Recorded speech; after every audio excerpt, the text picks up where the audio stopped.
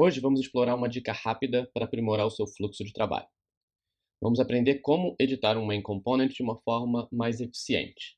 Tenho aqui então duas telas, uma home com os anúncios dos imóveis e uma segunda tela onde eu entro nesse primeiro anúncio.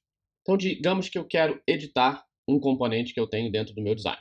Nesse caso eu vou editar esse componente inteiro que está aqui. Tudo que eu preciso fazer é, primeiro, selecionar o meu componente e depois no painel Design eu vou localizar esse ícone chamado Go to Main Component e clicar nele, obviamente. Ele me leva para o meu componente principal e aqui eu posso fazer as alterações necessárias.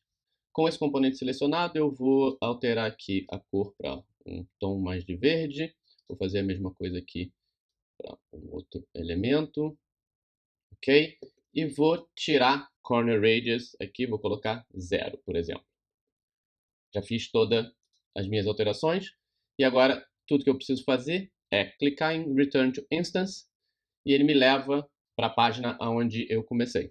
E é assim então que você pode editar o Main Component de forma mais rápida e eficaz. Espero que tenham achado essa dica útil para os seus projetos e fiquem atentos para mais conteúdo sobre design digital. Até a próxima!